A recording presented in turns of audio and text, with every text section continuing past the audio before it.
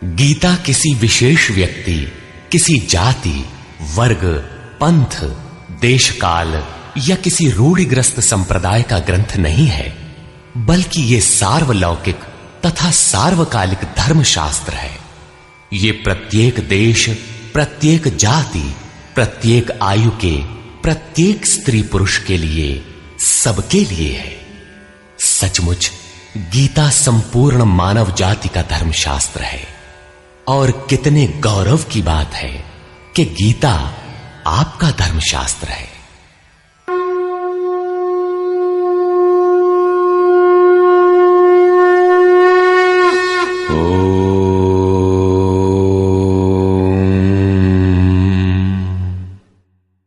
श्री परमात्मने नमः।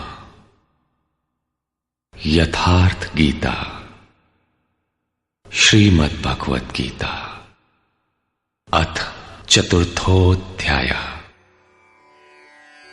अध्याय 3 में योगेश्वर श्री कृष्ण ने आश्वस्त किया था कि दोष दृष्टि से रहित होकर जो भी मानव श्रद्धा युक्त हो मेरे मत के अनुसार चलेगा, वो कर्मों के बंधन से भली प्रकार छूट जाएगा।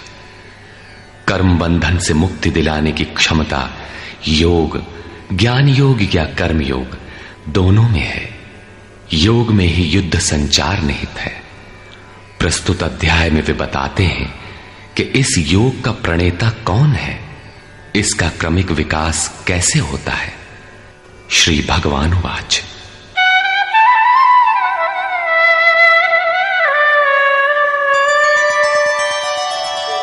इमं विवस्वते योगं प्रोक्तवानहमव्ययम् विवस्वान्मनवे प्राह मनुरिक्ष्वाकवे ब्रवीत्। अर्जुन, मैंने इस अविनाशी योग को कल्प के आदि में विवस्वान अर्थात सूर्य के प्रति कहा। विवस्वान ने मनु से और मनु ने इक्ष्वाकु से कहा। किसने कहा? मैंने। श्री कृष्ण कौन थे? एक योगी, तत्व स्थित महापुरुष ही इस अविनाशी योग को कल्प के आरंभ में अर्थात भजन के आरंभ में विवस्वान अर्थात जो विवश हैं ऐसे प्राणियों से कहता है, सुरा में संचार कर देता है। यहां सूर्य एक प्रतीक है, क्योंकि सुरा में ही वो परम प्रकाश स्वरूप है और वहीं उसके पाने का विधान है। वास्तविक प्रकाशदाता अर्थात सूर्य वहीं है। ये योग अविनाशी है। योगेश्वर श्री कृष्ण ने कहा था कि इसमें आरंभ का नाश नहीं होता। इस योग का आरंभ भर कर दें तो यह पूर्णत्व दिलाकर ही शांत होता है। शरीर का कल्प औषधियों द्वारा होता है, किंतु आत्मा का भजन से होता है। भजन का आरंभ ही आत्मकल्प का आदि है। यह साधन भजन भी किसी महापुरुष की ही देन है। मोह निशा में अचेत आदिम मानव, जिसमें भजन का कोई संस्कार नहीं है, योग के विषय में जिसने कभी सोचा तक नहीं, ऐसा मनुष्य किसी महापुरुष को देखता है तो उनके दर्शन मात्र से, उनकी वाणी से, टूटी फूटी सेवा और सानिध्य से योग के संस्कार उसमें संचारित हो जाते हैं। गोस्वामी तुलसीदास जी इसी को कहते हैं, जे चितिये प्रभु जिन्ह प्रभु हेरे, ते सब भये परम पद जोगु। योगेश्वर श्री कृष्ण कहते हैं कि ये योग मैंने आरंभ में सूर्य से कहा। चक्षोः सूर्यो अजायत। महापुरुष के दृष्टि निक्षेप मात्र से योग के संस्कार सुरा में प्रसारित हो जाते हैं। स्वयं प्रकाश, स्ववश परमेश्वर का निवास सबके हृदय में है। सुरा अर्थात श्वास के निरोध से ही उसकी प्राप्ति का विधान है। सुरा में संस्कारों का सृजन ही सूर्य के प्रति कहना है। समय आने पर यह संस्कार मन में स्फुरित होगा। यही सूर्य का मन से कहना है। मन में स्फुरित होने पर महापुरुष के उस वाक्य के प्रति इच्छा जागृत हो जाएगी। यदि मन में कोई बात है तो उसे पाने की इच्छा अवश्य होगी। यही मनु का इक्ष्वाकु से कहना है। लालसा होगी कि वो नियत कर्म करें जो अविनाशी है, जो कर्म बंधन से मोक्ष दिलाता है। ऐसा है तो किया जाए और आराधना गति पकड़ लेती है। गति पकड़कर ये योग कहां पहुंचाता है, इस पर कहते हैं, एवं परंपरा प्राप्तम् इमं राजर्षयो विदुः सकाले नेह महता योगो नष्टः परन्तप। इस प्रकार किसी महापुरुष द्वारा संस्कार रहित पुरुषों की सुरा में, सुरा से मन में, मन से इच्छा में और इच्छा तीव्र होकर क्रियात्मक आचरण में ढलकर ये योग क्रमशः उत्थान करते करते राजर्षि श्रेणी तक पहुंच जाता है। उस अवस्था में जाकर विदित होता है। इस स्तर के साधक में रिद्धियों सिद्धियों का संचार होता है। वो योग इस महत्वपूर्ण काल में इसी लोक अर्थात शरीर में प्रायः नष्ट हो जाता है। इस सीमा रेखा को कैसे पार किया जाए? क्या इस विशेष स्थल पर पहुंचकर सभी नष्ट हो जाते हैं? श्री कृष्ण कहते हैं, नहीं, जो मेरा आश्रित है, मेरा प्रिय भक्त है, अनन्य सखा है, वो नष्ट नहीं होता।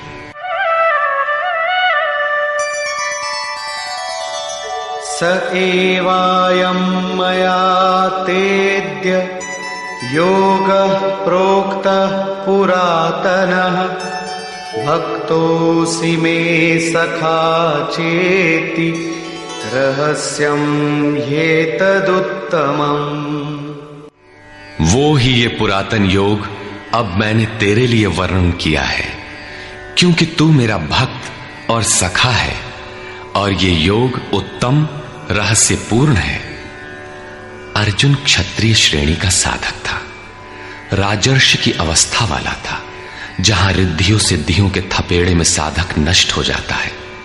इस काल में भी योग कल्याण की मुद्रा में ही है, किंतु प्रायः साधक यहां पहुंचकर लड़खड़ा जाते हैं। ऐसा अविनाशी किंतु रहस्यमय योग श्री कृष्ण ने अर्जुन से कहा, क्योंकि नष्ट होने की अवस्था में अर्जुन था ही। क्यों कहा? इसलिए कि तू मेरा भक्त है, अनन्य भाव से मेरे आश्रित है, प्रिय है, सखा है।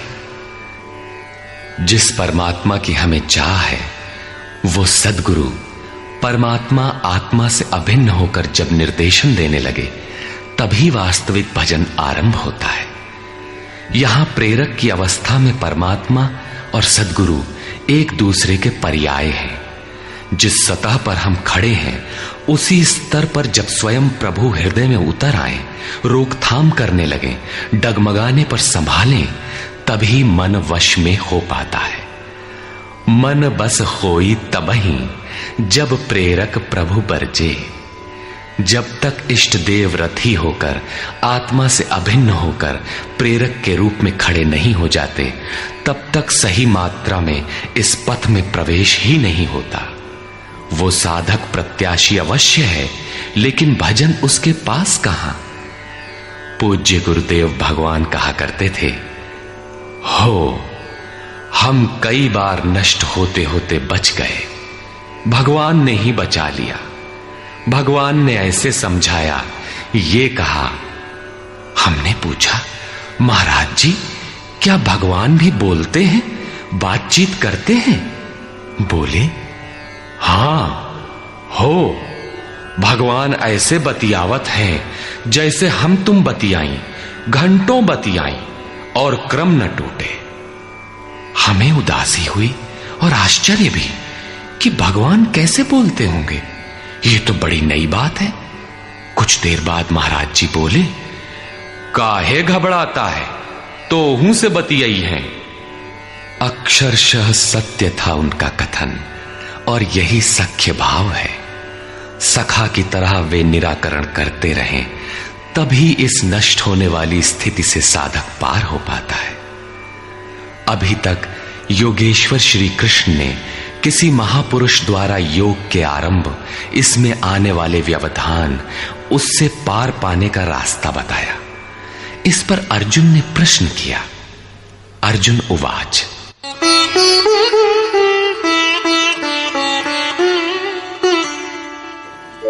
अपरं भवतो जन्म परं जन्म विवस्वतः कथमेतद्विजानीयाम् त्वमादौ प्रोक्तवानिति। भगवान, आपका जन्म तो अपरम अब हुआ है और मेरे अंदर सुरा का संचार बहुत पुराना है, तो मैं कैसे मान लूं कि इस योग को भजन के आदि में आपने ही कहा था। इस पर योगेश्वर श्री कृष्ण महाराज बोले। श्री भगवान वाच,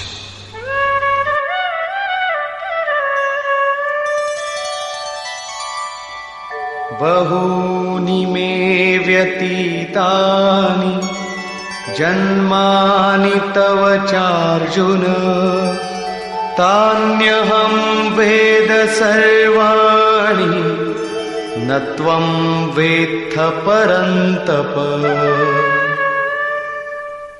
अर्जुन, मेरे और तेरे बहुत से जन्म हो चुके हैं।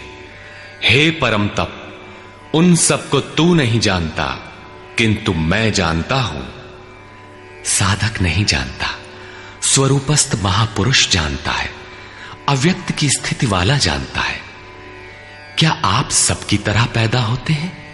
श्री कृष्ण कहते हैं, नहीं, स्वरूप की प्राप्ति शरीर प्राप्ति से भिन्न है।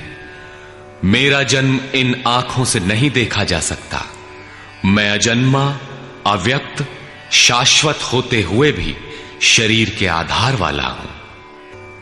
अवधू जीवत में कर आशा, मुए मुक्ति गुरु कहे स्वार्थी, झूठा दे विश्वासा।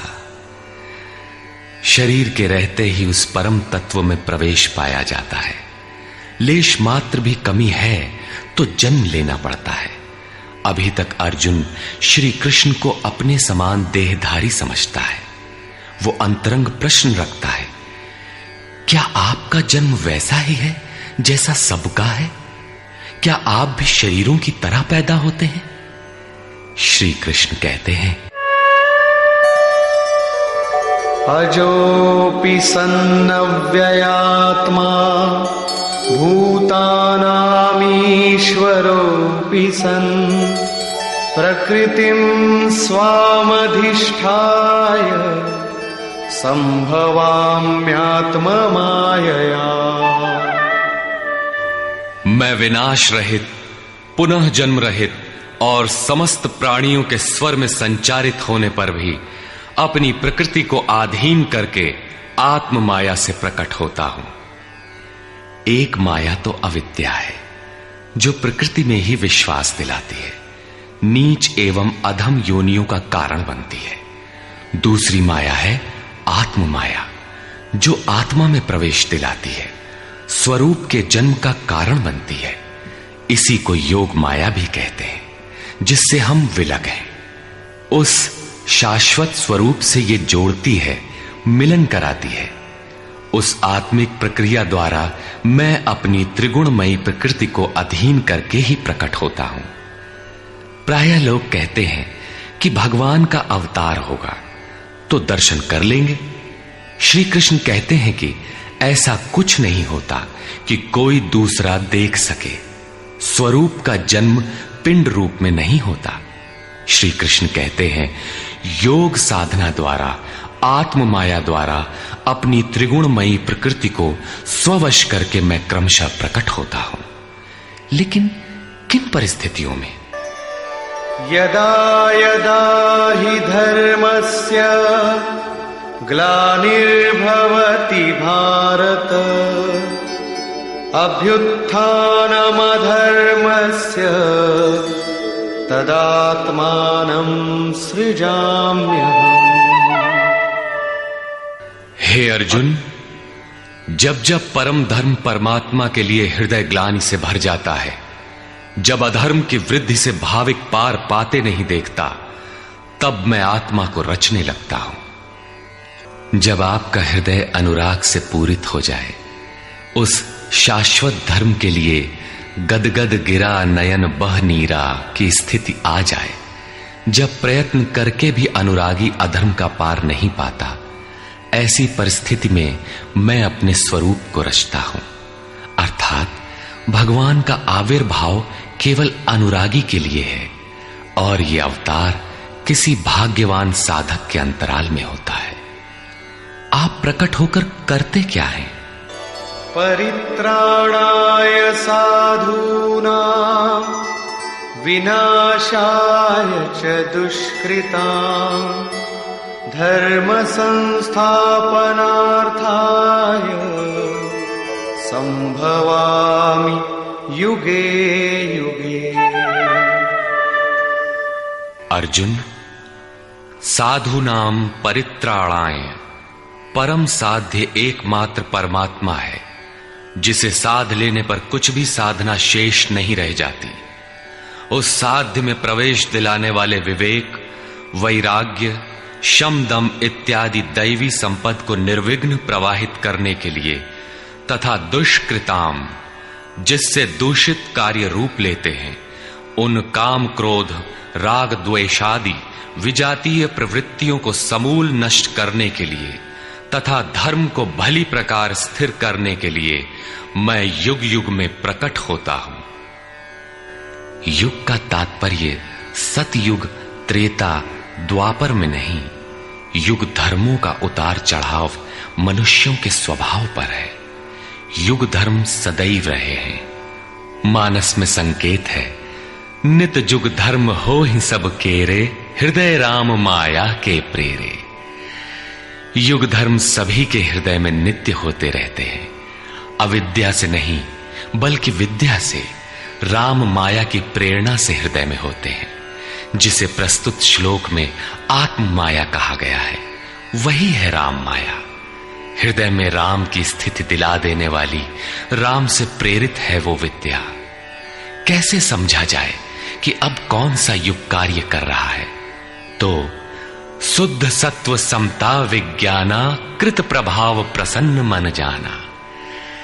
जब हृदय में शुद्ध सत्व गुण ही कार्यरत हो, राजस तथा तामस दोनों गुण शांत हो जाएं, विषमताएं समाप्त हो गई हों, जिसका किसी से द्वेष न हो, विज्ञान हो, अर्थात इष्ट से निर्देशन लेने और उस पर टिकने की क्षमता हो, मन में प्रसन्नता का पूर्ण संचार हो, जब ऐसी योग्यता आ जाए तो सतयुग में प्रवेश मिल गया। इसी प्रकार दो अन्य युगों का वर्णन किया और अंत में तामस बहुत रजो गुण थोरा, कलि प्रभाव विरोध चहु ओरा। तामस गुण भरपूर हो, किंचित राजसी गुण भी उसमें हो, चारों ओर वैर और विरोध हो, तो ऐसा व्यक्ति कलियुगीन है। जब तामसी गुण कार्य करता है तो मनुष्य में आलस्य, निद्रा, प्रमाद का बाहुल्य होता है। वो कर्तव्य जानते हुए भी उसमें प्रवृत्त नहीं हो सकता, निषिद्ध कर्म जानते हुए भी उससे निवृत्ति नहीं हो सकती। इस प्रकार युग धर्मों का उतार चढ़ाव मनुष्यों की आंतरिक योग्यता पर निर्भर है। किसी ने इन योग्यताओं को 4 युग कहा है, तो कोई इन्हें ही 4 वर्ण का नाम देता है, तो कोई इन्हें ही अति उत्तम, उत्तम, मध्यम और निकृष्ट 4 श्रेणी के साधक कहकर संबोधित करता है। प्रत्येक युग में इष्ट साथ देते हैं। हां, उच्च श्रेणी में अनुकूलता की भरपूरता प्रतीत होती है, निम्न युगों में सहयोग क्षीण प्रतीत होता है।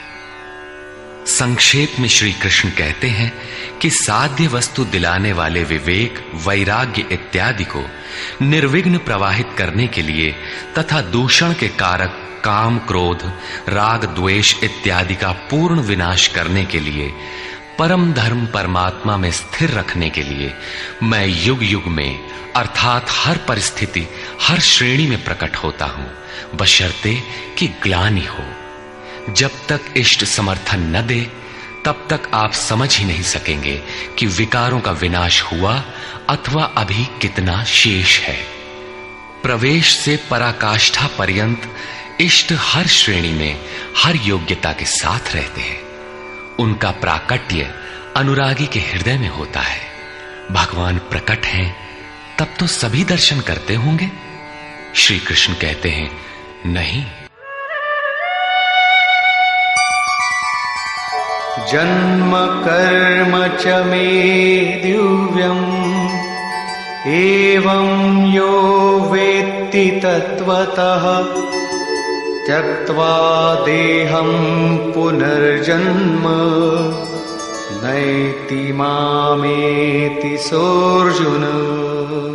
अर्जुन, मेरा वो जन्म अर्थात ग्लानि के साथ स्वरूप की रचना तथा मेरा कर्म अर्थात दुष्कृतियों के कारणों का विनाश, साध्य वस्तु को दिलाने वाली क्षमताओं का निर्दोष संचार, धर्म की स्थिरता, ये कर्म और जन्म दिव्य अर्थात अलौकिक है, लौकिक नहीं है। इन चर्म चक्षुओं से उसे देखा नहीं जा सकता, मन बुद्धि से उसे मापा नहीं जा सकता। जब इतना गूढ़ है तो उसे देखता कौन है? केवल यो वेत्ति तत्वतः, केवल तत्वदर्शी ही मेरे इस जन्म और कर्म को देखता है और मेरा साक्षात करके वो पुनर्जन्म को नहीं प्राप्त होता बल्कि मुझे प्राप्त होता है।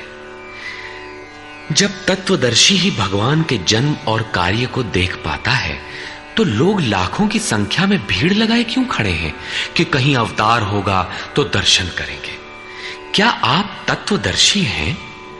महात्मा वेश में आज भी विविध तरीके से, मुख्यतः महात्मा वेश की आड़ में बहुत से लोग प्रचार करते फिरते हैं कि वे अवतार हैं, या उनके दलाल प्रचार कर देते हैं। लोग भेड़ की तरह अवतार को देखने टूट पड़ते हैं। किंतु श्री कृष्ण कहते हैं कि केवल तत्वदर्शी ही देख पाता है। अब तत्वदर्शी किसे कहते हैं? अध्याय 2 में सत असत का निर्णय देते हुए योगेश्वर श्री कृष्ण ने बताया था कि अर्जुन, असत वस्तु का अस्तित्व नहीं है और सत का तीनों कालों में कभी अभाव नहीं है। तो क्या आप ऐसा कहते हैं? बताया उन्होंने, नहीं, तत्वदर्शियों ने इसे देखा। न किसी भाषाविद ने देखा, न किसी समृद्धिशाली ने देखा। यहां पुनः बल देते हैं कि मेरा आविर्भाव तो होता है लेकिन उसे तत्वदर्शी ही देख पाता है। तत्वदर्शी एक प्रश्न है। ऐसा कुछ नहीं कि 5 तत्व हैं, 25 तत्व हैं, इनकी गणना सीख ली और हो गए तत्वदर्शी। श्री कृष्ण ने आगे बताया कि आत्मा ही परम तत्व है। आत्मा परम से संयुक्त होकर परमात्मा हो जाता है। आत्म साक्षात्कार करने वाला ही इस आविर्भाव को समझ पाता है। सिद्ध है कि अवतार किसी विरही अनुरागी के हृदय में होता है। आरंभ में उसे वो समझ नहीं पाता कि हमें कौन संकेत देता है, कौन मार्गदर्शन करता है, किंतु परम तत्व परमात्मा के दर्शन के साथ ही वो देख पाता है, समझ पाता है और फिर शरीर को त्याग कर पुनर्जन्म को प्राप्त नहीं होता। श्री कृष्ण ने कहा कि मेरा जन्म दिव्य है, इसे देखने वाला मुझे प्राप्त होता है। तो लोगों ने उनकी मूर्ति बना ली, पूजा करने लगे, आकाश में कहीं उनके निवास की कल्पना कर ली। ऐसा कुछ नहीं है। उन महापुरुषों का आशय केवल इतना था कि यदि आप निर्धारित कर्म करें तो पाएंगे कि आप भी दिव्य हैं। आप जो हो सकते हैं वो मैं हो गया हूं। मैं आपकी संभावना हूं, आपका ही भविष्य हूं। अपने भीतर आप जिस दिन ऐसी पूर्णता पा लेंगे तो आप भी वही होंगे जो श्री कृष्ण है। जो श्री कृष्ण का स्वरूप है वही आपका भी हो सकता है। अवतार कहीं बाहर नहीं होता। हां, यदि अनुराग पूरित हृदय हो तो आपके भीतर भी अवतार की अनुभूति संभव है। वे आपको प्रोत्साहित करते हैं कि बहुत से लोग इस मार्ग पर चलकर मेरे स्वरूप को प्राप्त कर चुके हैं। वीतराग भय क्रोधा मन्मया मामुपाश्रिताः बहवो ज्ञानतपसा पूता मद्भावमागता। राग और विराग दोनों से परे वीतराग तथा इसी प्रकार भय अभय, क्रोध अक्रोध दोनों से परे अनन्य भाव से अर्थात अहंकार रहित मेरे शरण हुए बहुत से लोग ज्ञान तप से पवित्र होकर मेरे स्वरूप को प्राप्त हो चुके हैं। अब ऐसा होने लगा हो ऐसी बात नहीं है, ये विधान सदैव से रहा है। बहुत से पुरुष इसी प्रकार से मेरे स्वरूप को प्राप्त हो चुके हैं। किस प्रकार? जिन जिन का हृदय अधर्म की वृद्धि देखकर परमात्मा के लिए ग्लानि से भर गया, उस स्थिति में मैं अपने स्वरूप को रचता हूं। वे मेरे स्वरूप को प्राप्त होते हैं, जिसे योगेश्वर श्री कृष्ण ने तत्व दर्शन कहा था, उसे ही अब ज्ञान कहते हैं। परम तत्व है परमात्मा, उसे प्रत्यक्ष दर्शन के साथ जानना ज्ञान है। ऐसी जानकारी वाले ज्ञानी मेरे स्वरूप को प्राप्त करते हैं। यहां यह प्रश्न पूरा हो गया। अब वे योग्यता के आधार पर भजने वालों का श्रेणी विभाजन करते हैं। ये यथा मां प्रपद्यन्ते तांस्तथैव भजाम्यहम् मम वर्त्मानुवर्तन्ते मनुष्याः पार्थ सर्वशः। पार्थ, जो मुझे जितनी लगन से जैसा भजते हैं, मैं भी उनको वैसा ही भजता हूं, उतनी ही मात्रा में सहयोग देता हूं। साधक की श्रद्धा ही कृपा बनकर उसे मिलती है। इस रहस्य को जानकर सुधीजन संपूर्ण भाव से मेरे मार्ग के अनुसार ही बरतते हैं। जैसा मैं बरतता हूं, जो मुझे प्रिय है वैसा ही आचरण करते हैं। जो मैं कराना चाहता हूं वही करते हैं। भगवान कैसे भजते हैं? वे रथी बनकर खड़े हो जाते हैं, साथ चलने लगते हैं, यही उनका भजना है। दूषित जिनसे पैदा होते हैं, उनका विनाश करने के लिए वे खड़े हो जाते हैं। सत्य में प्रवेश दिलाने वाले सद्गुणों का परित्राण करने के लिए वे खड़े हो जाते हैं। जब तक इष्ट देव हृदय से पूर्णता रथी न हो और हर कदम पर सावधान न करें, तब तक कोई कैसा ही भजनानंदी क्यों न हो, लाख आंख मूंदे, लाख प्रयत्न करे, वो इस प्रकृति के द्वंद्व से पार नहीं हो सकता। वो कैसे समझेगा कि हम कितनी दूरी तय कर चुके, कितना शेष है। इष्ट ही आत्मा से अभिन्न होकर खड़े हो जाते हैं और उसका मार्गदर्शन करते हैं कि तुम यहां पर हो, ऐसे करो, ऐसे चलो। इस प्रकार प्रकृति की खाई पाटते हुए शनैः शनैः आगे बढ़ाते हुए स्वरूप में प्रवेश दिला देंगे। भजन तो साधक को ही करना पड़ता है, किंतु उसके द्वारा इस पथ में जो दूरी तय होती है वो इष्ट की देन है। ऐसा जानकर सभी मनुष्य सर्वतोभावेन मेरा अनुसरण करते हैं। किस प्रकार वे बरतते हैं? कांक्षन्तः कर्मणां सिद्धिं यजन्त इह देवताः क्षिप्रं हि मानुषे लोके सिद्धिर्भवति कर्मजा। वे पुरुष इस मनुष्य शरीर में कर्मों की सिद्धि चाहते हुए देवताओं को पूजते हैं। कर्म कौन सा? श्री कृष्ण ने कहा, अर्जुन तू नियत कर्म कर। नियत कर्म क्या है? यज्ञ की प्रक्रिया ही कर्म है। यज्ञ क्या है? साधना की विधि विशेष, जिसमें श्वास प्रश्वास का हवन, इंद्रियों के बहिर्मुखी प्रवाह को संयमाग्नि में हवन किया जाता है, जिसका परिणाम है परमात्मा। कर्म का शुद्ध अर्थ है आराधना, जिसका स्वरूप इसी अध्याय में आगे मिलेगा।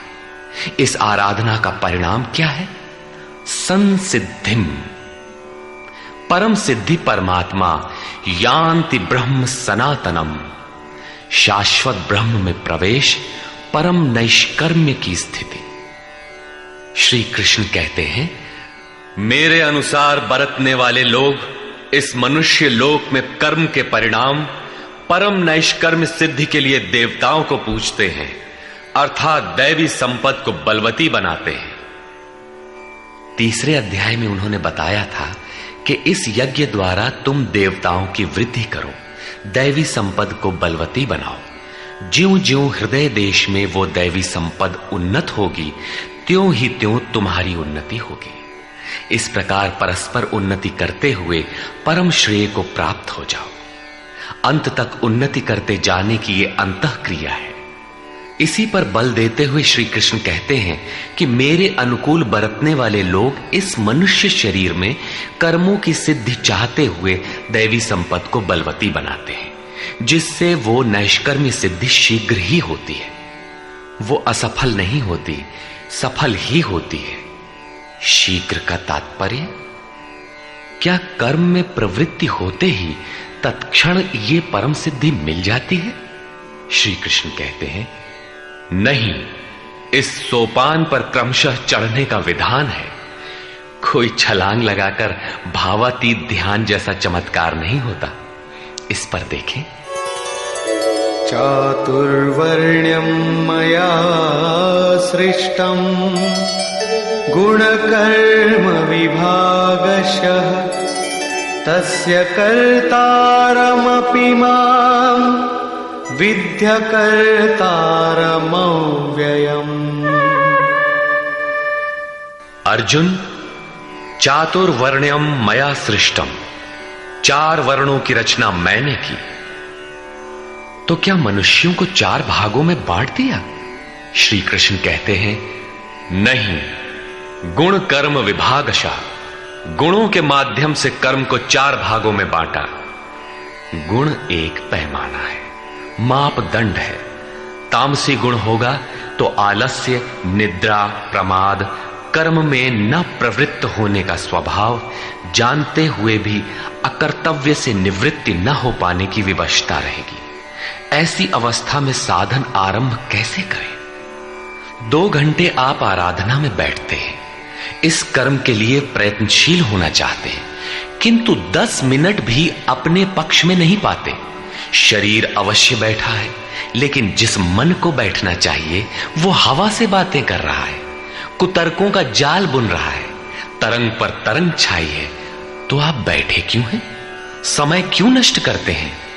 उस समय केवल परिचर्यात्मकम कर्म शूद्रस्यापि स्वभावजम, जो महापुरुष अव्यक्त की स्थिति वाले हैं, अविनाशी तत्व में स्थित हैं, उनकी तथा इस पथ पर अग्रसर अपने से उन्नत लोगों की सेवा में लग जाओ। इससे दूषित संस्कार शमन होते जाएंगे, साधना में प्रवेश दिलाने वाले संस्कार सबल होते जाएंगे। क्रमशः तामसी गुण न्यून होने पर राजसी गुणों की प्रधानता तथा सात्विक गुण के स्वल्प संचार के साथ साधक की क्षमता वैश्य श्रेणी की हो जाती है। उस समय वही साधक इंद्रिय संयम, आत्मिक संपत्ति का संग्रह स्वभावतः करने लगेगा। कर्म करते करते उसी साधक में सात्विक गुणों का बाहुल्य हो जाएगा, राजसी गुण कम रह जाएंगे, तामसी गुण शांत रहेंगे। उस समय वही साधक क्षत्रिय श्रेणी में प्रवेश पालेगा। शौर्य, कर्म में प्रवृत्त रहने की क्षमता, पीछे न हटने का स्वभाव, सब भावों पर स्वामी भाव, प्रकृति के तीनों गुणों को काटने की क्षमता उसके स्वभाव में ढल जाएगी। वही कर्म और सूक्ष्म होने पर मात्र सात्विक गुण कार्यरत रह जाने पर मन का शमन, इंद्रियों का दमन, एकाग्रता, सरलता, ध्यान, समाधि, ईश्वरीय निर्देश, आस्तिकता इत्यादि ब्रह्म में प्रवेश दिलाने वाली स्वाभाविक क्षमता के साथ वही साधक ब्राह्मण श्रेणी का कहा जाता है। ये ब्राह्मण श्रेणी के कर्म की निम्नतम सीमा है।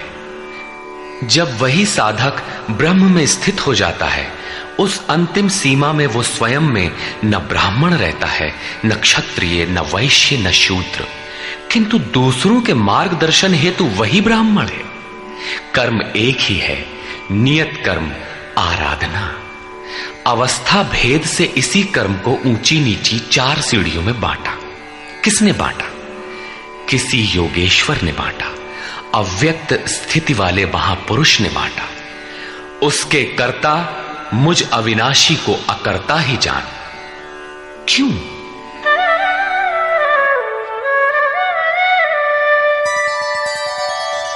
न मां कर्माणि लिम्पन्ति न मे कर्मफले स्पृहा इति मां योऽभिजानाति कर्मभिर्न स बध्यते। क्योंकि कर्मों के फल में मेरी स्पृहा नहीं है। कर्मों का फल क्या है? श्री कृष्ण ने पीछे बताया था कि यज्ञ जिससे पूरा होता है उस क्रिया का नाम कर्म है, और पूर्ति काल में यज्ञ जिसकी रचना करता है उस ज्ञानामृत को पान करने वाला शाश्वत सनातन ब्रह्म में प्रवेश पा लेता है। कर्म का परिणाम है परमात्मा। उस परमात्मा की चाह भी अब मुझे नहीं है, क्योंकि वो मुझसे भिन्न नहीं है। मैं अव्यक्त स्वरूप हूं, उसी की स्थिति वाला हूं। अब आगे कोई सत्ता नहीं जिसके लिए इस कार्य पर स्नेह रखूं। इसलिए कर्म मुझे लिपायमान नहीं करते, और इसी स्तर से जो भी मुझे जानता है, अर्थात जो कर्मों के परिणाम परमात्मा को प्राप्त कर लेता है, उसे भी कर्म नहीं बांधते। जैसे श्री कृष्ण, वैसे उस स्तर से जानने वाला महापुरुष। एवं ज्ञात्वा कृतं कर्म पूर्वैरपि मुमुक्षुभिः कुरु कर्मैव तस्मात् त्वं पूर्वैः पूर्वतरं कृतम्। अर्जुन, पहले होने वाले मोक्ष की इच्छा वाले पुरुषों द्वारा भी यही जानकर कर्म किया गया। क्या जानकर? यही कि जब कर्मों का परिणाम परमात्मा भिन्न न रह जाए, कर्मों के परिणाम परमात्मा की स्पृहा न रह जाने पर उस पुरुष को कर्म नहीं बांधते। श्री कृष्ण इसी स्थिति वाले हैं, इसलिए वे कर्म से लिपायमान नहीं होते, और उसी स्तर से हम जान लेंगे तो हमें भी कर्म नहीं बांधेगा। जैसा श्री कृष्ण, ठीक उसी स्तर से जो भी जान लेगा, वैसा ही वो पुरुष भी कर्म बंधन से मुक्त हो जाएगा। अब श्री कृष्ण भगवान, महात्मा, अव्यक्त, योगेश्वर या महायोगेश्वर जो भी रहे हों, वो स्वरूप सबके लिए है। यही समझकर पहले के मुमुक्षु पुरुषों ने, मोक्ष की इच्छा वाले पुरुषों ने कर्म पर कदम रखा। इसलिए अर्जुन, तू भी पूर्वजों द्वारा सदा से किए हुए इसी कर्म को कर। यही कल्याण का एकमात्र मार्ग है। अभी तक योगेश्वर श्री कृष्ण ने कर्म करने पर बल दिया, किंतु यह स्पष्ट नहीं किया कि कर्म क्या है। अध्याय 2 में उन्होंने कर्म का नाम मात्र लिया कि अब इसी को तू निष्काम कर्म के विषय में सुन। उसकी विशेषताओं का वर्णन किया कि यह जन्म मरण के महान भय से रक्षा करता है। कर्म करते समय सावधानी का वर्णन किया, लेकिन यह नहीं बताया कि कर्म क्या है। अध्याय 3 में उन्होंने कहा कि ज्ञान मार्ग अच्छा लगे या निष्काम कर्म योग, कर्म तो करना ही पड़ेगा। न कर्मों को त्यागने से कोई ज्ञानी होता है, और न कर्म को न आरंभ करने से कोई निष्कर्मी। हठवश जो नहीं करते वे दंभी हैं। इसलिए मन से इंद्रियों को वश में करके कर्म कर। कौन सा कर्म करें? तो बताया नियत कर्म कर। अब ये निर्धारित कर्म है कौन? तो बोले यज्ञ की प्रक्रिया ही नियत कर्म है। एक नवीन प्रश्न दिया कि यज्ञ क्या है जिसे करें तो कर्म हो जाए। वहां भी यज्ञ की उत्पत्ति बताई, उसकी विशेषताओं का वर्णन किया, किंतु यज्ञ नहीं बताया। जिससे कर्म को समझा जा सके। अभी तक यह स्पष्ट नहीं हुआ कि कर्म क्या है।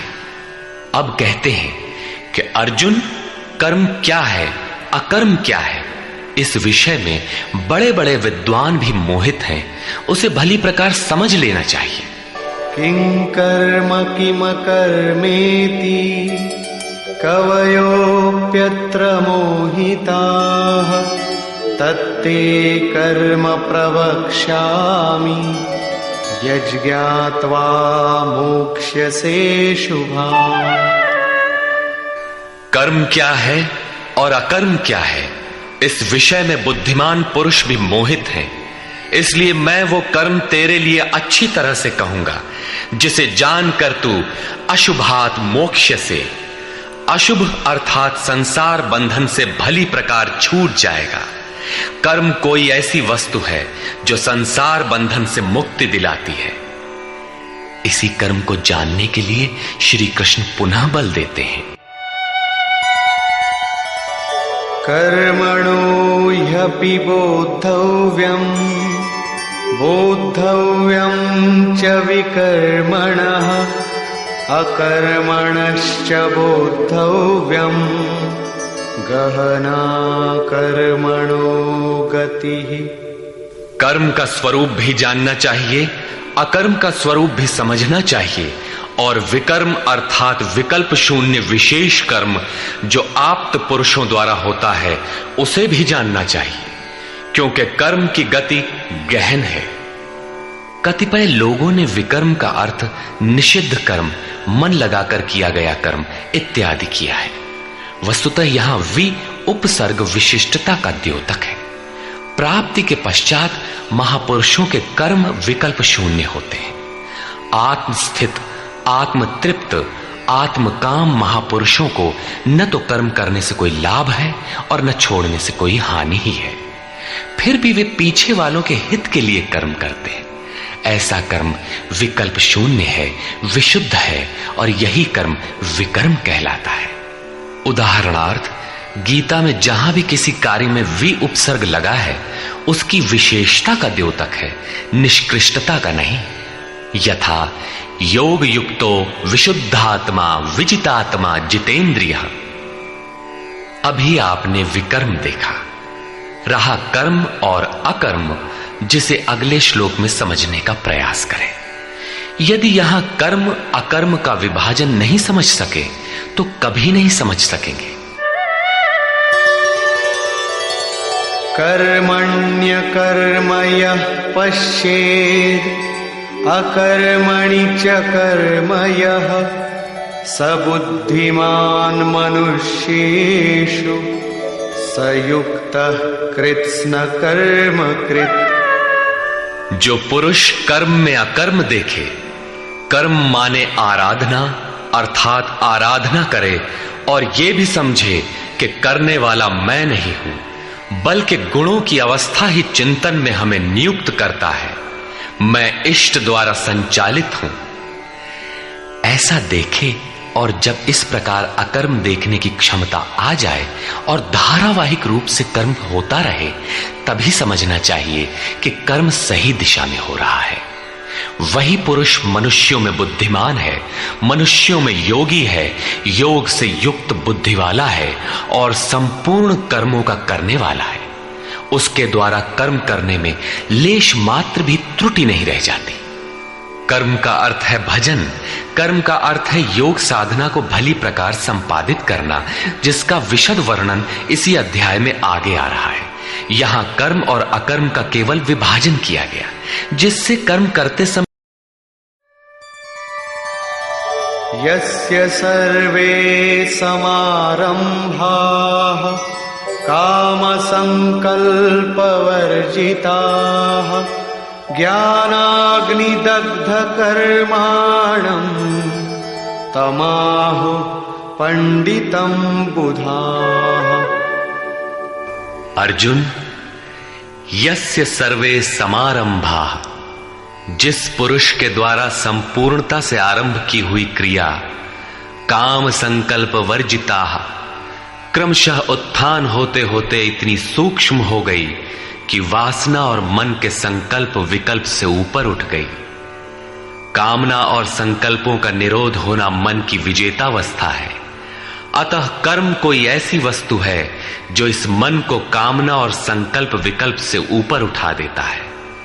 उस समय ज्ञानाग्नि दग्ध कर्माणम, अंतिम संकल्प के भी शमन के साथ, जिसे हम नहीं जानते, जिसे जानने के लिए हम इच्छुक थे, उस परमात्मा की प्रत्यक्ष जानकारी हो जाती है।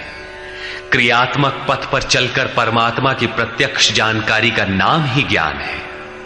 उस ज्ञान के साथ ही दग्ध कर्माणम, कर्म सदा के लिए दग्ध हो जाते हैं। जिसे पाना था पा लिया, आगे कोई सत्ता नहीं जिसकी शोध करे, इसलिए कर्म करके ढूंढे भी तो किसे।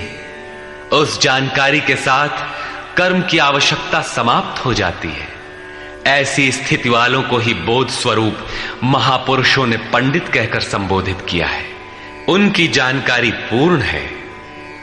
ऐसी स्थिति वाला महापुरुष करता क्या है, रहता कैसे है, उसकी रहनी पर प्रकाश डालते हैं। त्यक्त्वा कर्मफलासंगम नित्य तृप्तो निराश्रयः कर्मण्यभिप्रवृत्तोऽपि नैव किंचित् करोति सः। अर्जुन, वह पुरुष सांसारिक आश्रय से रहित होकर नित्य वस्तु परमात्मा में ही तृप्त रहकर कर्मों के फल परमात्मा की आसक्ति को भी त्याग कर कर्म में अच्छी प्रकार बरतता हुआ भी कुछ नहीं करता। निराशीर्यत चित्तात्मा त्यक्त सर्व परिग्रहः शारीरं केवलं कर्म कुर्वन्नाप्नोति किल्बिषम्।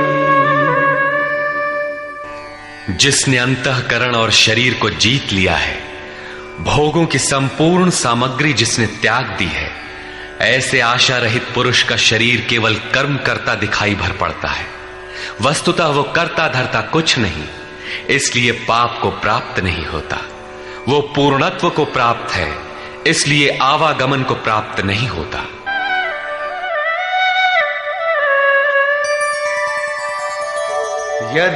यदृच्छालाभ संतुष्टो द्वन्द्वातीतो विमत्सरः समः सिद्धावसिद्धौ च कृत्वापि न निबध्यते। अपने आप जो कुछ भी प्राप्त हो उसी में संतुष्ट रहने वाला, सुख दुख राग द्वेष और हर्ष शोकादि द्वंद्वों से परे, विमत्सरः ईर्ष्या रहित तथा सिद्धि और असिद्धि में समभाव वाला पुरुष कर्मों को करके भी नहीं बंधता। सिद्धि अर्थात जिसे पाना था वो अब भिन्न नहीं है और वो कभी विलग भी नहीं होगा, इसलिए असिद्धि का भी भय नहीं है। इस प्रकार सिद्धि और असिद्धि में समभाव वाला पुरुष कर्म करके भी नहीं बंधता। कौन सा कर्म वो करता है? वही नियत कर्म, यज्ञ की प्रक्रिया। इसी को दोहराते हुए कहते हैं,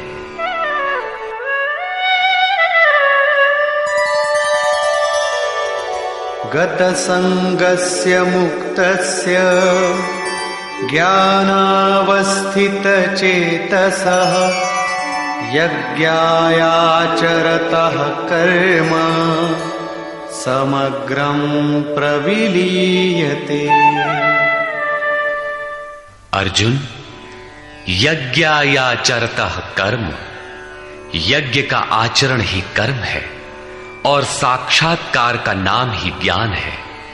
इस यज्ञ का आचरण करके साक्षात्कार के साथ ज्ञान में स्थित संग दोष और आसक्ति से रहित मुक्त पुरुष के संपूर्ण कर्म भली प्रकार विलीन हो जाते हैं। वे कर्म कोई परिणाम उत्पन्न नहीं कर पाते, क्योंकि कर्मों का फल परमात्मा उनसे भिन्न नहीं रह गया।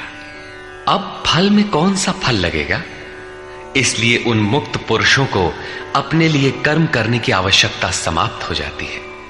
फिर भी लोक संग्रह के लिए वे कर्म करते ही हैं और करते हुए भी वे इन कर्मों से लिप्त नहीं होते। जब करते हैं तो लिप्त क्यों नहीं होते? इस पर कहते हैं, ब्रह्मार्पणं ब्रह्महविः ब्रह्माग्नौ ब्रह्मणाहुतं ब्रह्मैव तेन गन्तव्यं ब्रह्म कर्म समाधिना।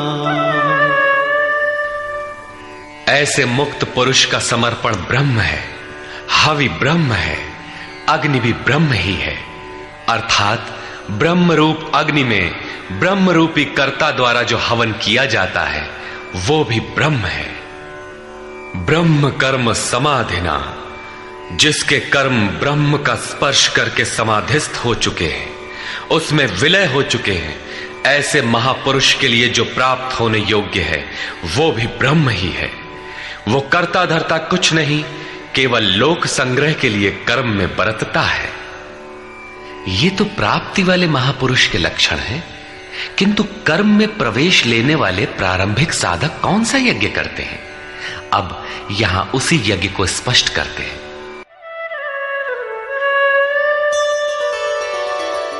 दैवमेवापरे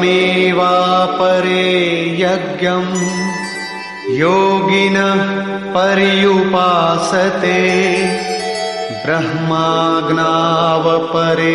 यज्ञं यज्ञेनैवोपजुह्वति। गत श्लोक में योगेश्वर श्री कृष्ण ने परमात्म स्थित महापुरुषों के यज्ञ का निरूपण किया, किंतु दूसरे योगी जो अभी उस तत्व में स्थित नहीं हुए हैं, क्रिया में प्रवेश करने वाले हैं, वे आरंभ कहां से करें? इस पर कहते हैं कि दूसरे योगी लोग दैवम यज्ञम अर्थात दैवी संपद को अपने हृदय में बलवती बनाते हैं, जिसके लिए ब्रह्मा का निर्देश था कि इस यज्ञ द्वारा तुम लोग देवताओं की उन्नति करो। ज्यों-ज्यों हृदय देश में दैवी संपद अर्जित होगी, वही तुम्हारी प्रगति होगी और क्रमशः परस्पर उन्नति करके परम श्रेय को प्राप्त करो।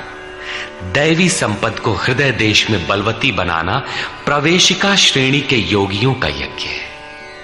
वो दैवी संपद अध्याय 16 के आरंभिक 3 श्लोकों में वर्णित है। जो हैं तो सब में केवल महत्वपूर्ण कर्तव्य समझकर उनकी जागृति करें, उनमें लगे। इन्हीं को इंगित करते हुए योगेश्वर ने कहा कि अर्जुन, तू शोक मत कर, क्योंकि तू दैवी संपद को प्राप्त हुआ है। तू मुझ में निवास करेगा, मेरे ही शाश्वत स्वरूप को प्राप्त करेगा, क्योंकि ये दैवी संपद परम कल्याण के लिए ही है। और इसके विपरीत आसुरी संपद नीच और अधम योनियों का कारण है। इसी आसुरी संपद का हवन होने लगता है, इसलिए ये यज्ञ है और यहीं से यज्ञ का आरंभ है। दूसरे योगी ब्रह्माग्नौ पर ब्रह्म परमात्म रूप अग्नि में यज्ञ के द्वारा ही यज्ञ का अनुष्ठान करते हैं। श्री कृष्ण ने आगे बताया कि इस शरीर में अधियज्ञ मैं हूं। यज्ञों का अधिष्ठाता अर्थात यज्ञ जिसमें विलय होते हैं वो पुरुष मैं हूं। श्री कृष्ण एक योगी थे, सद्गुरु थे। इस प्रकार दूसरे योगी जन ब्रह्म रूपी अग्नि में यज्ञ अर्थात यज्ञ स्वरूप सद्गुरु को उद्देश्य बनाकर यज्ञ का अनुष्ठान करते हैं। सारांशतः सद्गुरु के स्वरूप का ध्यान करते हैं। श्रोत्रादीनीन्द्रियाण्यन्ये संयमाग्निषु जुह्वति शब्दादीन् विषयानन्य इंद्रियाग्निषु जुह्वति। अन्य योगी जन श्रोत्रादिक अर्थात श्रोत्र, नेत्र, त्वचा, जिह्वा, नासिका सब इंद्रियों को संयम रूपी अग्नि में हवन करते हैं, अर्थात इंद्रियों को विषयों से समेटकर संयत कर लेते हैं। यहां आग नहीं जलती।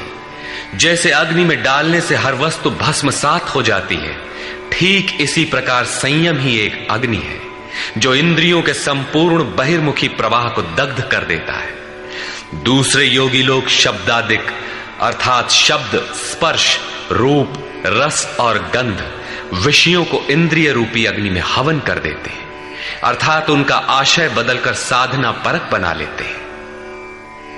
साधक को संसार में रहकर ही तो भजन करना है। सांसारिक लोगों के भले बुरे शब्द उससे टकराते ही रहते हैं। विषयोत्तेजक ऐसे शब्दों को सुनते ही साधक उनके आशय को योग, वैराग्य सहायक, वैराग्योत्तेजक भावों में बदलकर इंद्रिय रूपी अग्नि में हवन कर देते हैं। जैसे कि एक बार अर्जुन अपने चिंतन में रत था, अकस्मात उसके कर्ण कुहरों में संगीत लहरी झंझना उठी। उसने सिर उठाकर देखा तो उर्वशी खड़ी थी, जो एक वेश्या थी। सभी उसके रूप पर मुग्ध हो झूम रहे थे, किंतु अर्जुन ने उसे स्नेहिल दृष्टि से मातृवत देखा। उस शब्द रूप से मिलने वाले विकार विलीन हो गए, इंद्रियों के अंतराल में ही समाहित हो गए। यहां इंद्रिय ही अग्नि है।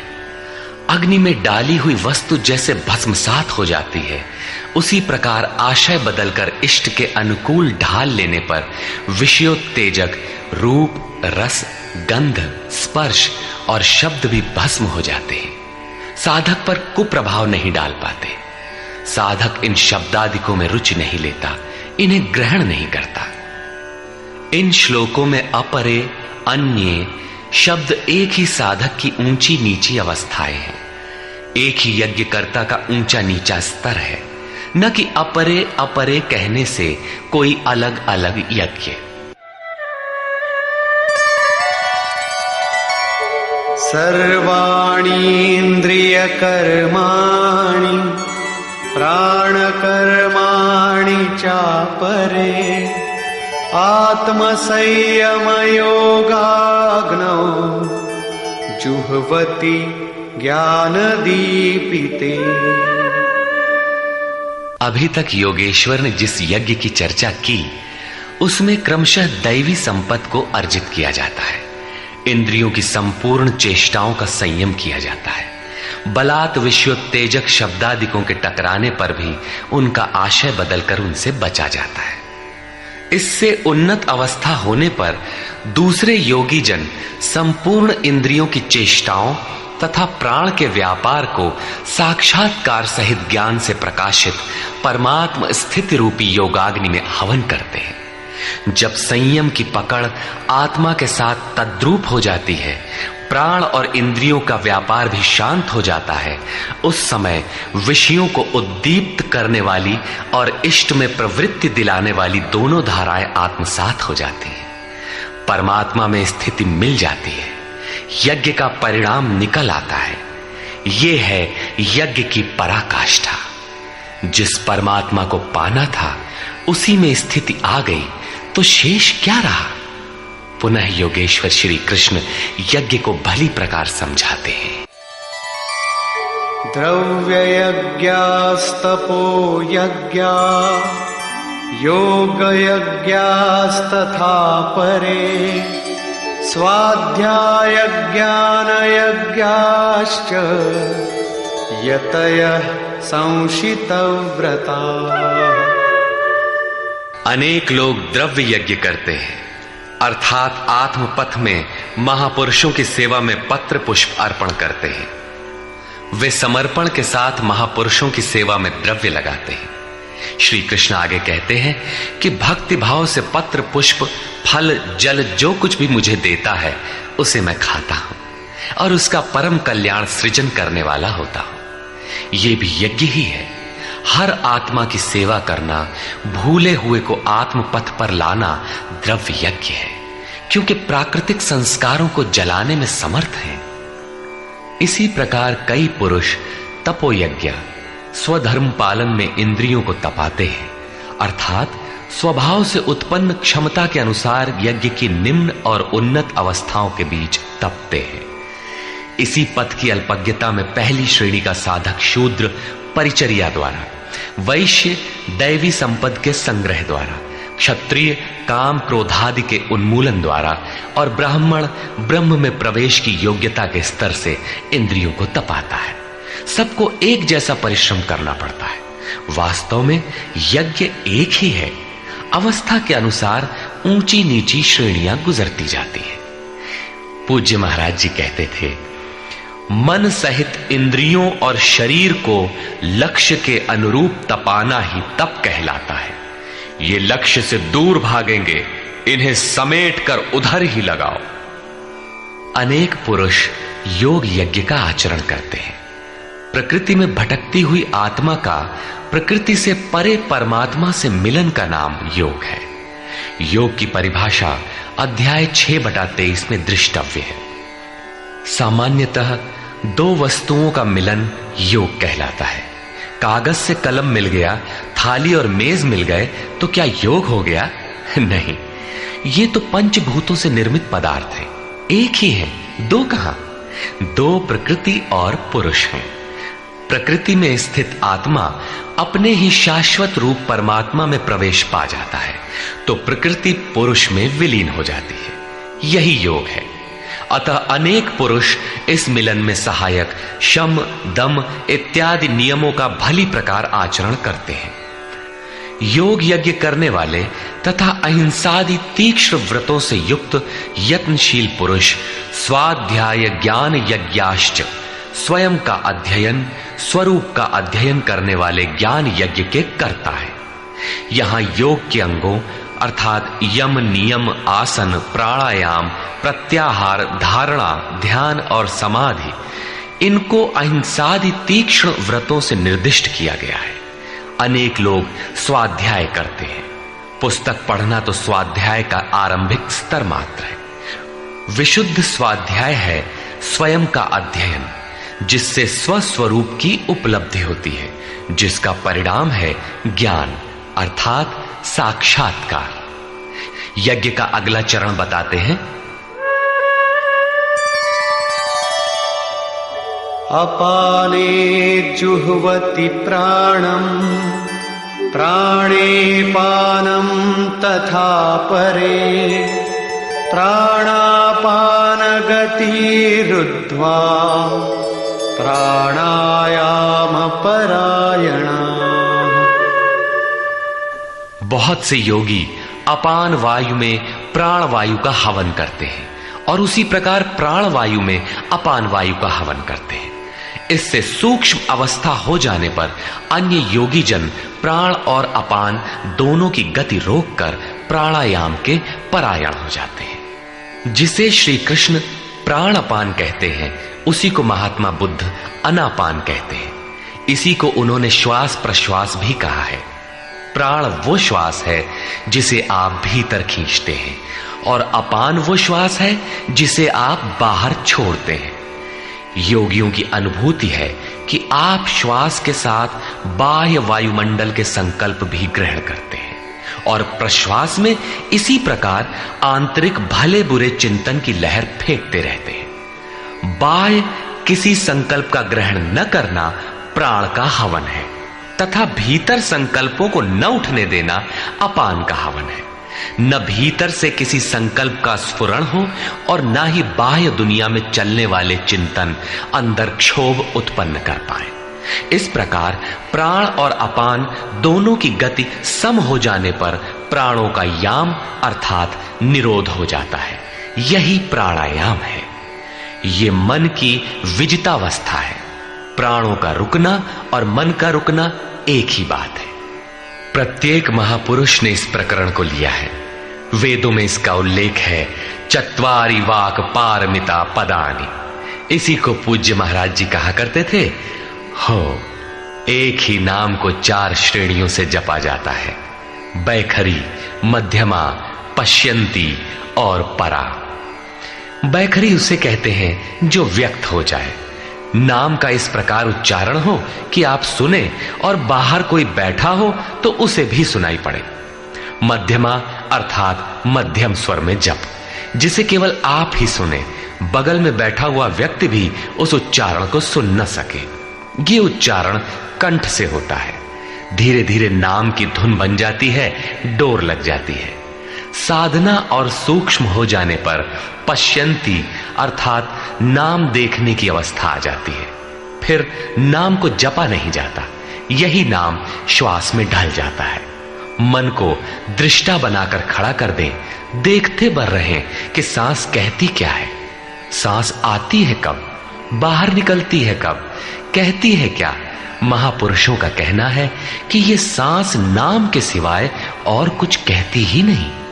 साधक नाम का जप नहीं करता, केवल उससे उठने वाली धुन को सुनता है, सांस को देखता भर है, इसलिए इसे पश्यंती कहते हैं।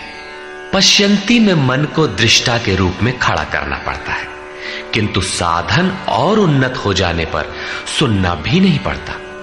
एक बार सुरत लगा भर दे, स्वतः सुनाई देगा। जपय न जपावे अपने से आवे, न स्वयं जपो न मन को सुनने के लिए बाध्य करो, और जप चलता रहे। इसी का नाम है अजपा। ऐसा नहीं कि जप प्रारंभ ही न करे और आ गई अजपा। यदि किसी ने जप नहीं प्रारंभ किया तो अजपा नाम की कोई वस्तु भी उसके पास नहीं होगी। अजपा का अर्थ है हम न जपें, किंतु जाप हमारा साथ न छोड़े। एक बार सुरत का कांटा लगा भर दें तो जप प्रवाहित हो जाए और अनवरत चलता रहे। इस स्वाभाविक जप का नाम है अजपा, और यही है परावाणी का जप। यह प्रकृति से परे तत्व परमात्मा में प्रवेश दिलाती है। इसके आगे वाणी में कोई परिवर्तन नहीं है। परम का दिग्दर्शन करा के उसी में विलीन हो जाती है, इसलिए इसे परा कहते हैं।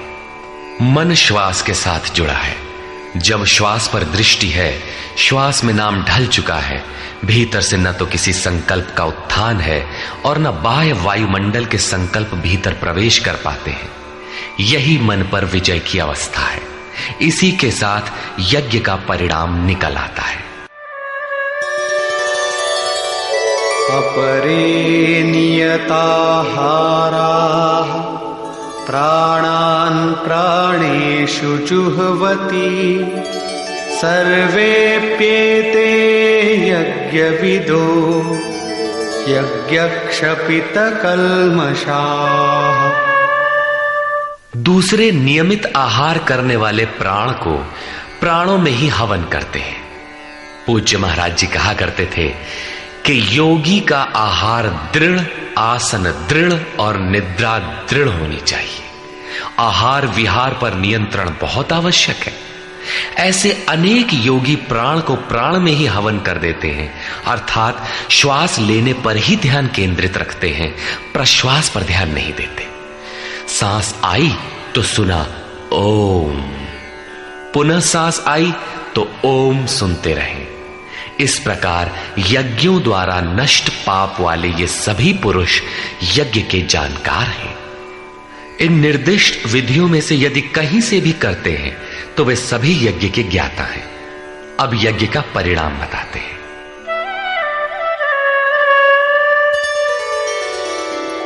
यज्ञशिष्टामृतभुजो यान्ति ब्रह्म सनातनम् नायं लोकोऽस्त्ययज्ञस्य कुतोऽन्यः कुरु सत्तम।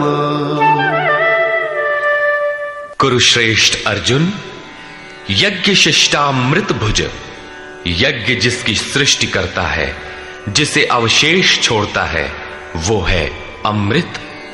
उसकी प्रत्यक्ष जानकारी ज्ञान है। उस ज्ञानामृत को भोगने अर्थात प्राप्त करने वाले योगी जन यान्ति ब्रह्म सनातनम, शाश्वत सनातन पर ब्रह्म को प्राप्त होते हैं। यज्ञ कोई ऐसी वस्तु है जो पूर्ण होते ही सनातन पर ब्रह्म में प्रवेश दिला देती है। यज्ञ न करें तो आपत्ति क्या है?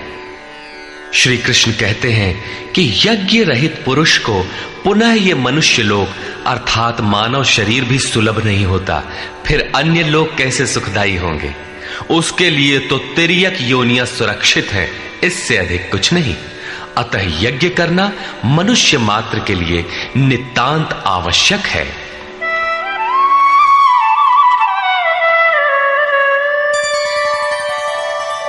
एवं बहुविधा यज्ञा वितता ब्रह्मणो मुखे कर्मजान् विद्धितान् सर्वान् एवं ज्ञात्वा विमोक्ष्यसे। इस प्रकार उपर्युक्त बहुत प्रकार के यज्ञ वेद की वाणी में कहे गए हैं, ब्रह्म के मुख से विस्तारित है। प्राप्ति के पश्चात महापुरुषों के शरीर को परब्रह्म धारण कर लेता है। ब्रह्म से अभिन्न अवस्था वाले उन महात्माओं की बुद्धि मात्र यंत्र होती है, उनके द्वारा वो ब्रह्म ही बोलता है। उसकी वाणी में इन यज्ञों का विस्तार किया गया है। इन सब यज्ञों को तू कर्मजान विद्धि, कर्म से उत्पन्न हुआ जान। यही पहले भी कहे आए हैं, यज्ञः कर्म समुद्भवः। उन्हें इस प्रकार क्रियात्मक चलकर जान लेने पर, जैसा अभी बताया था, यज्ञ करके जिनका पाप नष्ट हो चुका हो वही यज्ञ के यथार्थ ज्ञाता है। अतः अर्जुन, तू विमोक्ष्य से, संसार बंधन से पूर्णतः छूट जाएगा। यहां योगेश्वर ने कर्म को स्पष्ट कर दिया। वो हरकत कर्म है जिससे उपर्युक्त यज्ञ पूर्ण होते हैं।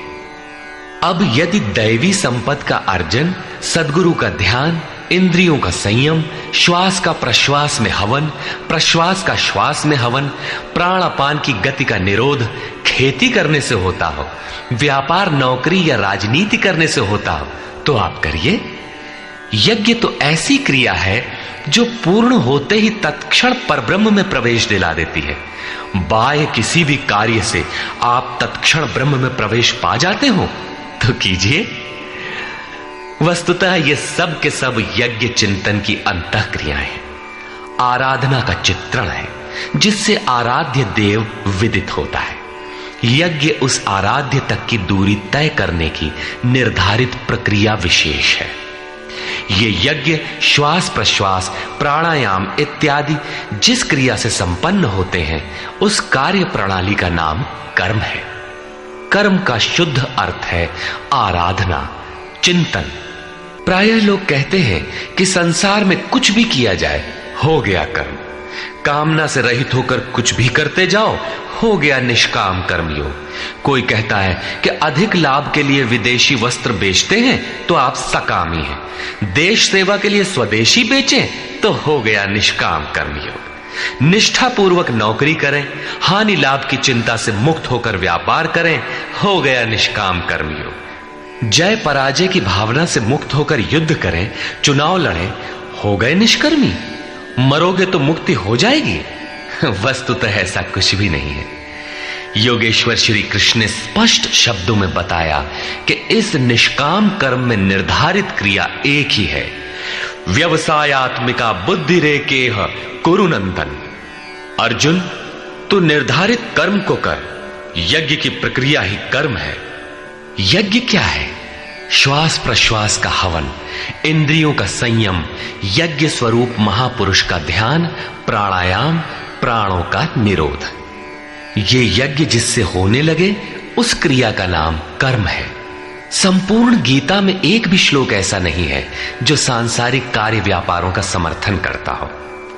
प्रायः यज्ञ का नाम आने पर लोग बाहर एक यज्ञ वेदी बनाकर तिल जौ लेकर स्वाहा बोलते हुए हवन प्रारंभ कर देते हैं। ये एक धोखा है। द्रव्य यज्ञ दूसरा है जिसे श्री कृष्ण ने कई बार कहा, किंतु पशु बलि, वस्तुदाह इत्यादि से इसका कोई संबंध नहीं है। श्रेयान् द्रव्यमयाद् यज्ञात् ज्ञानयज्ञः परन्तप सर्वं कर्माखिलं पार्थ ज्ञाने परिसमाप्यते। अर्जुन, सांसारिक द्रव्यों से सिद्ध होने वाले यज्ञ की अपेक्षा ज्ञान यज्ञ, जिसका परिणाम ज्ञान अर्थात साक्षात्कार है, यज्ञ जिसकी सृष्टि करता है, उस अमृत तत्व की जानकारी का नाम ज्ञान है। ऐसा यज्ञ श्रेयस्कर है, परम कल्याणकारी है। हे पार्थ, संपूर्ण कर्म ज्ञान में शेष हो जाते हैं। परिसमाप्यते, भली प्रकार समाहित हो जाते हैं। ज्ञान यज्ञ की पराकाष्ठा है। उसके पश्चात कर्म किए जाने से न कोई लाभ है और न छोड़ देने से उस महापुरुष की कोई क्षति ही होती है। इस प्रकार भौतिक द्रव्यों से होने वाले यज्ञ भी यज्ञ है, किंतु उस यज्ञ की तुलना में जिसका परिणाम साक्षात्कार है, उस ज्ञान यज्ञ की अपेक्षा अत्यंत अल्प है। आप करोड़ का हवन करें, सैकड़ों यज्ञ वेदी बना लें, सतपथ पर द्रव्य लगावें, साधु संत महापुरुषों की सेवा में द्रव्य लगावें, किंतु इस ज्ञान यज्ञ की अपेक्षा अल्प है। वस्तुतः यज्ञ श्वास प्रश्वास का है, इंद्रियों के संयम का है, मन के निरोध का है, जैसा श्री कृष्ण अभी बता आए। इस यज्ञ को प्राप्त कहां किया जाए, उसकी विधि कहां से सीखें? यथा तद्विद्धि प्रणिपातेन परिप्रश्नेन सेवया उपदेक्षन्ति ते ज्ञानम् ज्ञानिनस्तत्त्वदर्शिनः। इसलिए अर्जुन, तू तत्वदर्शी महापुरुष के पास जाकर भली प्रकार प्रणत होकर, अर्थात दंडवत प्रणाम करके, अहंकार त्याग कर, शरण होकर, भली प्रकार सेवा करके, निष्कपट भाव से प्रश्न करके तो उस ज्ञान को जान। वे तत्व को जानने वाले ज्ञानी जन तेरे लिए उस ज्ञान का उपदेश करेंगे, साधना पथ पर चलाएंगे। समर्पित भाव से सेवा करने के उपरांत ही इस ज्ञान को सीखने की क्षमता आती है। तत्वदर्शी महापुरुष परम तत्व परमात्मा का प्रत्यक्ष दिग्दर्शन करने वाले हैं। वे यज्ञ की विधि विशेष के ज्ञाता हैं और वही आपको भी सिखाएंगे। यदि अन्य यज्ञ होता तो ज्ञानी तत्वदर्शी की क्या आवश्यकता थी? स्वयं भगवान के सामने ही तो अर्जुन खड़ा था। भगवान उसे तत्वदर्शी के पास क्यों भेजते हैं? वस्तुतः श्री कृष्ण एक योगी थे। उनका आशय है कि आज तो अनुरागी अर्जुन मेरे समक्ष उपस्थित है, भविष्य में अनुरागियों को कहीं भ्रम न हो जाए कि श्री कृष्ण तो चले गए, अब किसकी शरण जाए। इसलिए उन्होंने स्पष्ट किया कि तत्वदर्शी के पास जाओ, वे ज्ञानी जन तुझे उपदेश देंगे और यज्ञात्वा न पुनर्मोहम् एवं यास्यसि पांडव येन भूतान्यशेषेण द्रक्ष्यस्यात्मन्यथो मयि। उस ज्ञान को उनके द्वारा समझकर तू इस प्रकार फिर कभी मोह को प्राप्त नहीं होगा। उनसे दी गई जानकारी के द्वारा उस पर चलते हुए तू अपनी आत्मा के अंतर्गत संपूर्ण भूतों को देखेगा, अर्थात सभी प्राणियों में इसी आत्मा का प्रसार देखेगा।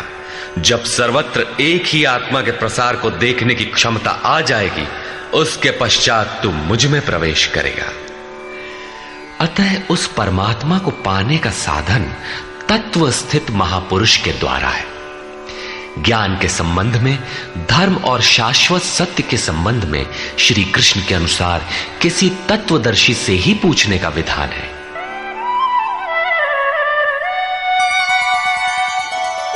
अपि चेदसि पापेभ्यः सर्वेभ्यः पापकृत्तमः सर्वं ज्ञानप्लवेनैव वृजिनं संतरिष्यसि। यदि तू सब पापियों से भी अधिक पाप करने वाला है, तब भी ज्ञान रूपी नौका द्वारा सभी पापों से निसंदेह भली प्रकार तर जाएगा। इसका आशय आप ये न लगा ले कि अधिक से अधिक पाप करके कभी भी तर जाएंगे। श्री कृष्ण का आशय मात्र यही है कि कहीं आप भ्रम में न रहे कि हम तो बड़े पापी हैं, हमसे पार नहीं लगेगा। ऐसी कोई गुंजाइश न निकाल लें। इसलिए श्री कृष्ण प्रोत्साहन और आश्वासन देते हैं कि सब पापियों के पापों के समूह से भी अधिक पाप करने वाला हो, फिर भी तत्वदर्शियों से प्राप्त ज्ञान रूपी नौका द्वारा तू निसंदेह संपूर्ण पापों को अच्छी प्रकार पार कर जाएगा। किस प्रकार? यथैधांसि समिद्धोऽग्निः भस्मसात् कुरुतेऽर्जुन ज्ञानाग्निः सर्वकर्माणि भस्मसात् कुरुते तथा। अर्जुन, जिस प्रकार प्रज्वलित अग्नि ईंधन को भस्म कर देता है, ठीक उसी प्रकार ज्ञान रूपी अग्नि संपूर्ण कर्मों को भस्म कर देता है। यह ज्ञान की प्रवेशिका नहीं है जहां से यज्ञ में प्रवेश मिलता है, वरन यह ज्ञान अर्थात साक्षात्कार की पराकाष्ठा का चित्रण है, जिसमें पहले विजातीय कर्म भस्म होते हैं और फिर प्राप्ति के साथ चिंतन कर्म भी उसी में विलय हो जाते हैं। जिसे पाना था पा लिया, अब आगे चिंतन कर किसे ढूंढे? ऐसा साक्षात्कार वाला ज्ञानी संपूर्ण शुभाशुभ कर्मों का अंत कर लेगा। वो साक्षात्कार होगा कहां? बाहर होगा अथवा भीतर? इस पर कहते हैं,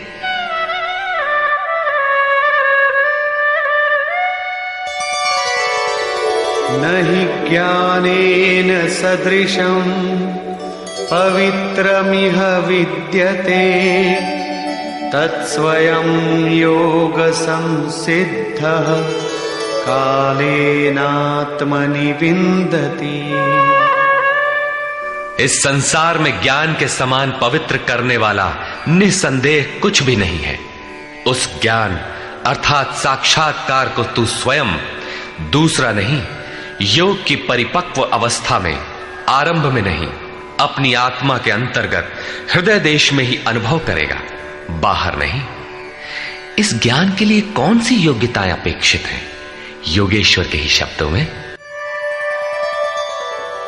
श्रद्धावान लभते ज्ञानम तत्परः संयतेन्द्रियः ज्ञानम लब्ध्वा परां शांतिम अचिरेणाधिगच्छति।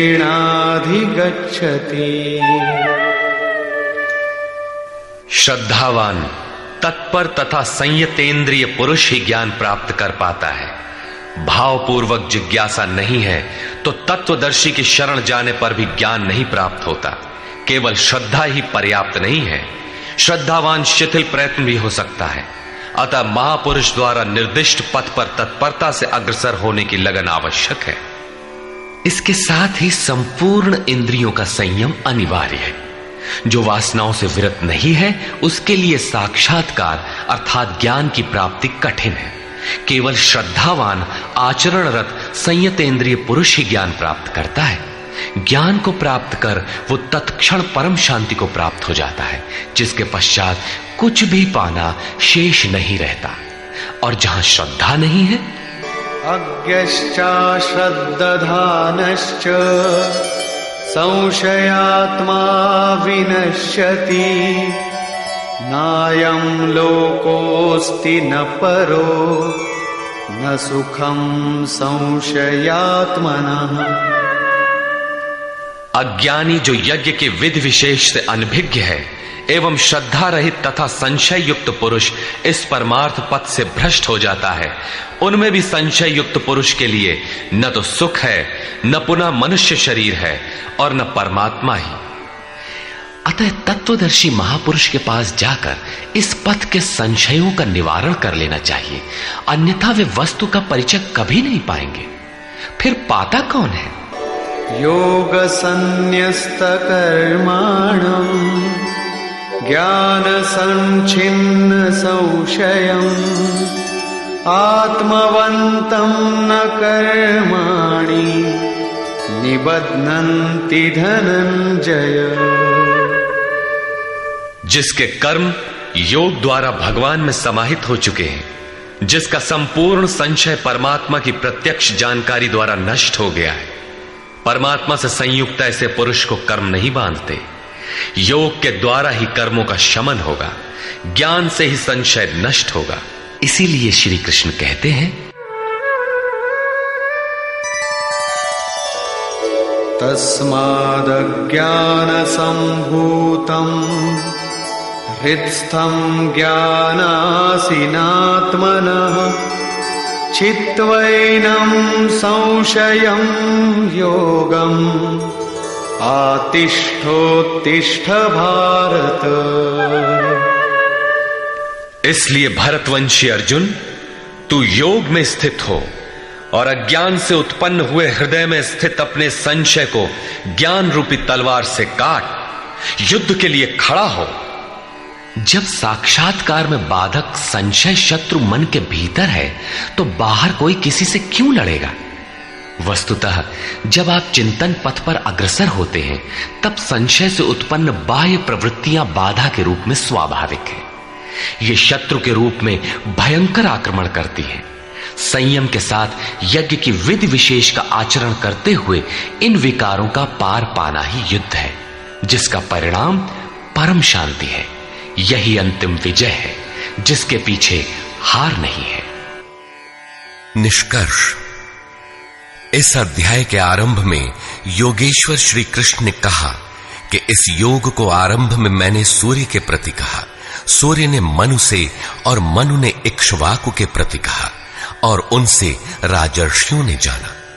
मैंने अथवा अव्यक्त स्थिति वाले ने कहा। महापुरुष भी अव्यक्त स्वरूप वाला ही है, शरीर तो उसके रहने का मकान मात्र है। ऐसे महापुरुष की वाणी में परमात्मा ही प्रवाहित होता है। ऐसे किसी महापुरुष से योग सूर्य द्वारा संचारित होता है। उस परम प्रकाश रूप का प्रसार सुरा के अंतराल में होता है, इसलिए सूर्य के प्रति कहा। श्वास में संचारित होकर वे संस्कार रूप में आ गए। सुरा में संचित रहने पर समय आने पर वही मन में संकल्प बनकर आ जाता है। उसकी महत्ता समझने पर मन में उस वाक्य के प्रति इच्छा जागृत होती है और योग कार्य रूप ले लेता है। क्रमशः उत्थान करते करते यह योग रिद्धियों सिद्धियों की राजर्षित्व श्रेणी तक पहुंचने पर नष्ट होने की स्थिति में जा पहुंचता है। किंतु जो प्रिय भक्त हैं, अनन्य सखा हैं, उसे महापुरुष ही संभाल लेते हैं।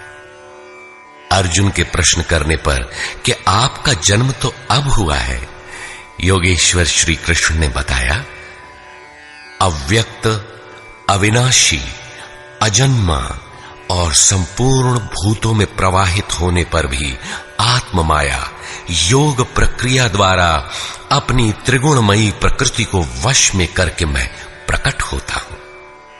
प्रकट होकर करते क्या है? साध्य वस्तुओं को परित्राण देने तथा जिनसे दूषित उत्पन्न होते हैं उनका विनाश करने के लिए, परम धर्म परमात्मा को स्थिर करने के लिए मैं आरंभ से पूर्ति पर्यंत पैदा होता हूं। मेरा वह जन्म और कर्म दिव्य है, उसे केवल तत्वदर्शी ही जान पाते हैं। भगवान का आविर्भाव तो कलयुग की अवस्था में ही हो जाता है। यदि सच्ची लगन हो किंतु आरंभिक साधक समझ ही नहीं पाता कि यह भगवान बोल रहे हैं या यूं ही संकेत मिल रहे हैं। आकाश से कौन बोलता है? महाराज जी बताते थे कि जब भगवान कृपा करते हैं, आत्मा से रथी हो जाते हैं, तो खंबे से, वृक्ष से, पत्ते से, शून्य से, हर स्थान से बोलते और संभालते हैं। उत्थान होते होते जब परम तत्व परमात्मा विदित हो जाए, तभी स्पर्श के साथ ही वो स्पष्ट समझ पाता है। इसलिए अर्जुन, मेरे उस स्वरूप को तत्वदर्शियों ने देखा और मुझे जानकर वे तत्क्षण मुझ में ही प्रविष्ट हो जाते हैं, जहां से पुनः आवागमन में नहीं आते। इस प्रकार उन्होंने भगवान के आविर्भाव की विधि को बताया कि वह किसी अनुरागी के हृदय में होता है, बाहर कदापि नहीं। श्री कृष्ण ने बताया, मुझे कर्म नहीं बांधते और इस स्तर से जो जानता है उसे भी कर्म नहीं बांधते। यही समझकर मुमुक्षु पुरुषों ने कर्म का आरंभ किया था कि उस स्तर से जानेंगे तो जैसे श्री कृष्ण, वैसा ही उस स्तर से जानने वाला वह पुरुष, और जान लेने पर वैसा ही वह मुमुक्ष अर्जुन। यह उपलब्धि निश्चित है यदि यज्ञ किया जाए। यज्ञ का स्वरूप बताया, यज्ञ का परिणाम परम तत्व परम शांति बताया। इस ज्ञान को पाया कहां जाए? इस पर किसी तत्वदर्शी के पास जाने और उन्हें विधियों से पेश आने को कहा, जिससे वे महापुरुष अनुकूल हो जाए। योगेश्वर ने स्पष्ट किया कि वह ज्ञान तू स्वयं आचरण करके पाएगा, दूसरे के आचरण से तुझे नहीं मिलेगा। वह भी योग की सिद्धि के काल में प्राप्त होगा, प्रारंभ में नहीं। वह ज्ञान अर्थात साक्षात्कार हृदय देश में होगा, बाहर नहीं। श्रद्धालु, तत्पर, संयतेंद्रिय एवं संशय रहित पुरुष ही इसे प्राप्त करता है।